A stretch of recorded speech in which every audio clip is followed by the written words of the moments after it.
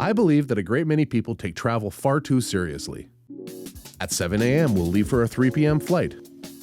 If we don't get reservations at the only Red Lobster on Oaxaca, this vacation is ruined. Or if these $70 Mickey Mouse ears and matching Disney sweatshirt don't cause Devi at the office to implode with jealousy like a latte-filled white dwarf, I'm gonna hang myself in the boardroom. Travel is never perfect. You need to lean into the ugly, the getting lost, and not sweat the details when things go sideways. The best traveling companions are the ones that revel and see great humor in wrong turns and closed campgrounds, that can carry on despite the weather and are unflappable in the face of sheer stupidity from the navigator, even when said navigator leads them on a 200-kilometer wild goose chase in search of some ridiculous world's largest tardigrade statue. A good travel companion can roll with the punches, appreciate the beauty of the world around them, and enjoy the journey. On motorcycles, there's other things to consider. How fast does your partner like to drive? Or if you like taking in the scenery, stopping often for photo ops or a hike, and your riding companion prefers to munch miles like a Mutiny on the Bounty era Marlon Brando at an all-you-can-eat ice cream buffet, can you handle that? Over the years and through numerous tours and cross-country adventures, I've learned this lesson the hard way. Experiencing amazing travel companions that I wouldn't hesitate for a second to ride Dumb and Dumber style all the way to the southernmost tip of South America with, I've also experienced the kind that have had me contemplating giving them a brisk shove into the heart of an active volcano. All I'm saying is choose your travel buddy wisely, kids. It can make or break a trip. This particular trip has my old friend and fellow motorcycle junkie Warren Graydon joining me on his bike for a killer loop that will take us north of Lactobani to Powerview Pine Falls and south again to Brokenhead Wetlands Interpretive Trail before heading down the 317 back to town. Warren is a farmer, hunter, and long-suffering enabler of my bullshit ideas, including this one. Over the years and more late nights than I care to remember of spiced rum-fueled hijinks, and this guy is still up before dawn, despite the previous night's festivities, doing God's work and tending his herd before waking the rest of us reprobates up to go hunting or go riding. A true Renaissance man. Fix a fence? Yup. Weld something to something else? You bet. Mentor an entire generation of new hunters and outdoors people while running a farm? Why the hell not? Warren and I go back a ways. He's a good dude, and there are precious few people on this planet that I would rather hang out with on a ride. After leaving town, we're going to make a quick stop at Lactobani Ponds, which is a quick 1-kilometer ride up the number 11 highway and on the east side of the road. Lactobani Ponds were constructed in 2015 by the Lactobani Wildlife Association. They're stocked with rainbow, brown, and tiger trout, and the ponds are an absolute gem. Of course, I can't go by the ponds without messing around with my fly rod in the summer. Even if you're not an angler, you can still have some fun at the ponds in the summer. Bring your canoe, kayak, or pedal boat and dodge flying fishing lures. It's like dodgeball, but with razor-sharp hooks and lead weights. Just make sure you've got your pair of pliers to remove the treble hook from little Timmy's eyeball, and it's fun for the whole family. Final thought on Lactobani Ponds. If you're going to go fishing, fill your boots, but practice good catch and release habits. Yes, trout is delicious, and in water bodies that sustain keeping a few fish, I'd be sharing recipes right now. But here at the ponds, it's a pretty finite supply, so it's only right to let them go and let them grow. Plus, after moving mountains to get these ponds set up, the previous president of the Lactobani Wildlife Association's head might actually explode at the thought of me sharing cooking recipes for trout from the ponds. And he's too good of a dude to do that to. By the way, hi Jerry. Continuing up the number 11 highway, we follow the Winnipeg River and meander past Great Falls, White Mud Falls, and St. George's before eventually rolling into Powerview Pine Falls, a small community overlooking the Winnipeg River. There's fuel, restaurants, and our first major stop, Petrie Park. The number 11 highway, which we've met before south of Lactobani, starts at likely the most familiar highway in Canada, the Trans-Canada, and ends 140 kilometers north and west at the 59 highway. The 11 north of the Lactobani is the section of highway we're focused on today, where the eastern side of the highway affords gorgeous views of the Winnipeg River system and the west changes from fields to reeds and Canadian Shield. The road is single lane, and in terms of Manitoba roads, it's in pretty good shape. I mean, compared to like the Road of Bones in Russia. At least there are some curves, and the views of the Winnipeg River are killer at times as the 11 winds its way to Powerview Pine Falls. Speaking of which, there's a spot in Pine Falls that's well worth checking out called Sharps Point. Sharps Point overlooks some pretty gorgeous rapids, and with the exception of the gravel drive leading to the point being a little greasy when it's wet, Sharps Point is well worth exploring. While the view here is spectacular, there is a sense of quiet contemplation that permeates along the point despite the roar of the rapids. At the very tip of the point, there's a small monument to remember a local boy named Edward Sharp, who was born in 1946 in Pine Falls and died fighting in the war that Edwin Starr famously claimed was nothing but a heartbreaker, Vietnam. Also on the monument is his father Gerald Sharp, who fought in World War II, although he survived until 2017. I know nothing about these men save for their names upon the monument, but it's devastating to think how war affected this town and the countless other monuments no doubt littered across the country and around the world, memorializing the sad and unnecessary deaths of men and women devoted to the idea of freedom for all.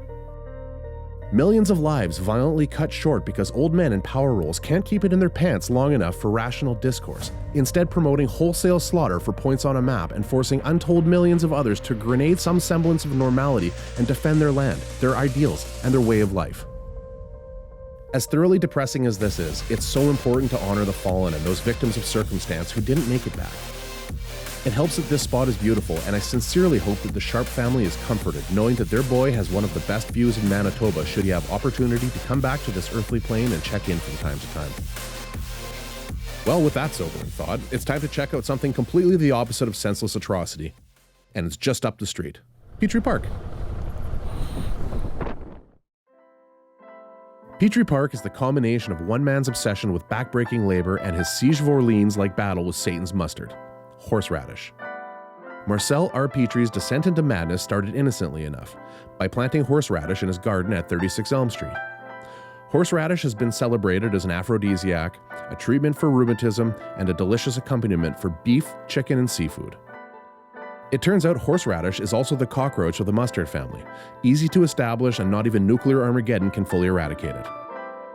Petrie discovered this as splinter terrorist cells of the plant began popping up in his yard, in the garden, and likely even sneaking into his house at night to embed its fiery taint into any and all sauces in the Petrie pantry. Sadly, years of battle and being held captive by the plant took its toll. Petrie succumbed to Stockholm Syndrome. What was once a burning hatred was now a damaged kind of love, as Petrie and fellow victim and wife Margaret began to plant flowers around their spicy overlords to make them more palatable to the eye, and to disguise the invasion against the prying eyes of the neighbors and townsfolk, who were well known for showing up with pitchforks and torches at the slightest provocation. Well, maybe. That might have been Mary Shelley's Frankenstein, now that I'm thinking about it. Either way, flowers were planted. Annuals, perennials, as well as decorative rocks, trees, and a shrubbery. The park grew, and as it blossomed, Pine Falls citizens, now instead of suspiciously peering at the poorly concealed horseradish, began showing up in hordes to visit the park. Petrie added a walking bridge and other accoutrements in a successful bid to win favor with the townsfolk. But soon he discovered a new threat. Roving gangs of violent newlyweds began to appear in the park at all hours to have their pictures taken. Nomadic park people, who some refer to as families, started making bi-weekly pilgrimages to the park to allow their gross kids to run around off-leash. Instead of doing what a rational, clear-thinking person would do and douse the invaders with malathion, Petrie allowed them to continue visiting. The families and newlyweds eventually began to treat the park as their own, erecting signs and helping to weed the garden, enjoying the sights and calm atmosphere of the park for many years. And the horseradish? Rumor has it that while mostly rehomed, on a full moon in October, the eye-watering scent of freshly squozen horseradish can still be detected on the crisp autumn breeze.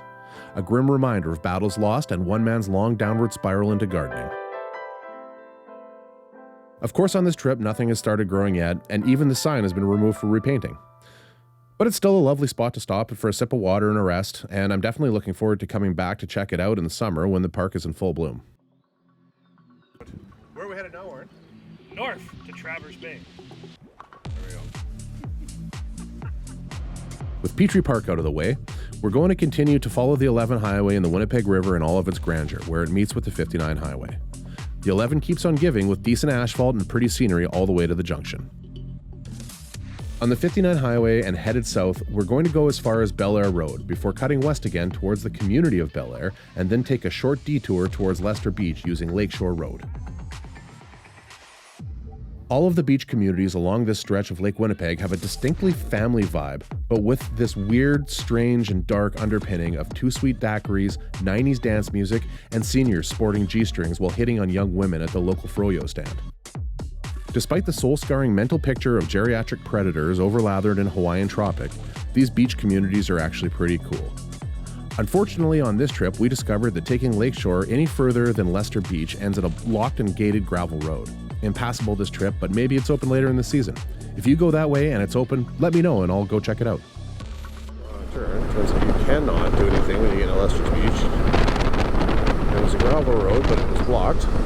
So back to the 59 we go. After backtracking through Bel Air, we head south on the 59 highway. The 59 this far north is single lane, but the asphalt is in pretty good shape. The 59 itself runs for 215 kilometers, starting south at the Lancaster-Tolstoy border crossing where it meets the US Highway 59 and stretches all the way north to 8th Avenue and Victoria Beach on Lake Winnipeg.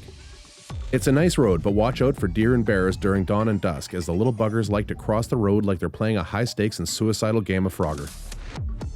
Soon we arrive at our final destination for the day.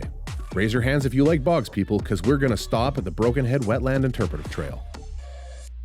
While not just a bog, and certainly not just a cedar swamp, Brokenhead Wetland Interpretive Trail is a 2.6 kilometer wander through bog, swamp, and what's known as calcareous fen, one of the rarest and most bitchinest wetland types in North America. The trail itself is mostly wooden boardwalk and is wheelchair accessible, which is, pretty cool. When you start the trail, you're greeted by a bunch of signage that explains the natural and indigenous importance of the wetland. And once you step onto the boardwalk, you're enveloped in the cool shade of boreal forest and soon greeted by the pungent amazingness that is cedar.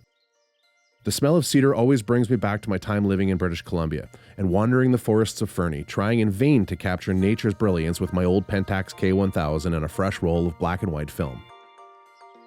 This fades pretty quickly as the boardwalk leads to several signs posted along the way. Some signage reminds you not to litter like a total jag, and some point out the significance of a hummock. Behold, a wild hummock. I'm sorry.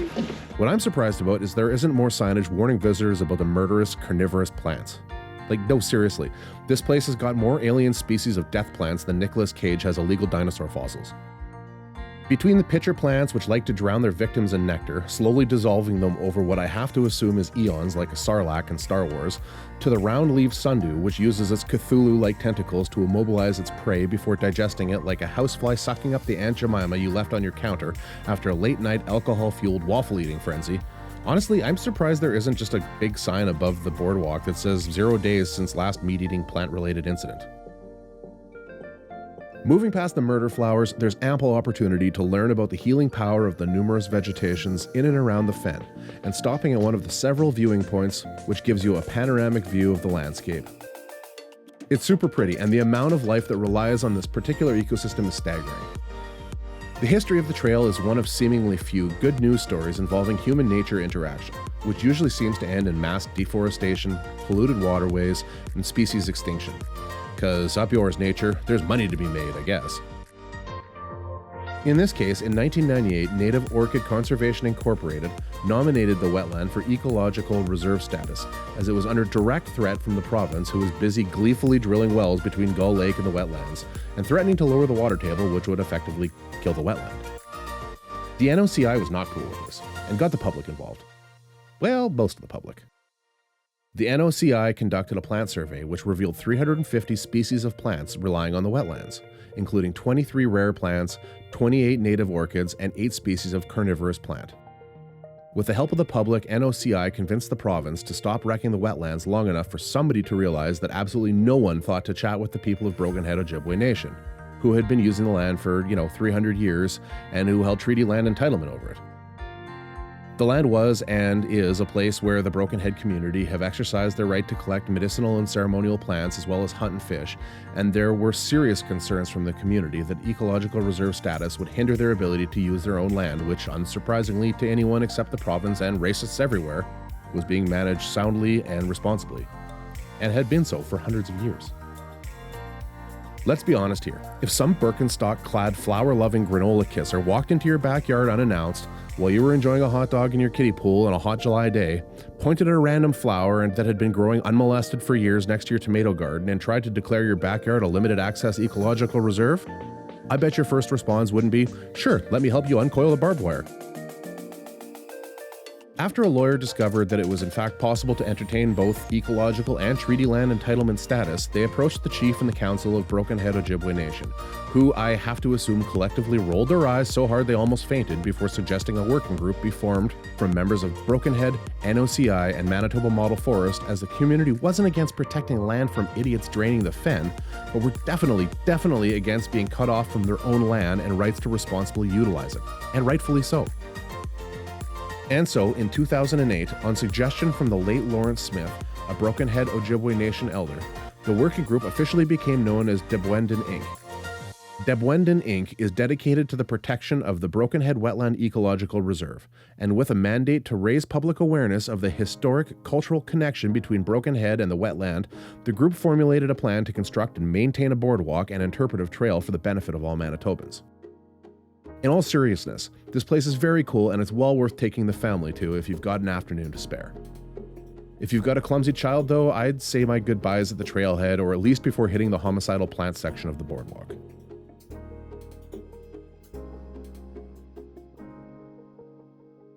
Back on the 59 highway headed south, the scenery here is largely brush and wetland before opening up to emerald green farmland in the summer, and it's a lovely ride back towards the 317.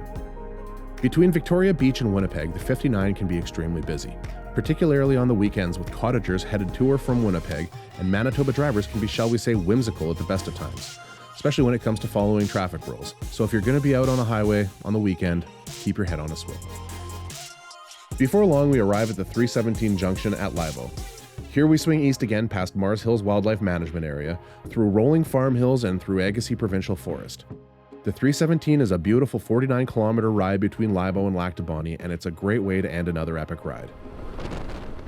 Once again, I sincerely hope you enjoyed this episode of Epic Rides, and if you did, please hit the subscribe, like, and reminder buttons so you get notified when the next episode is available. Until next time, folks, get out there and explore local.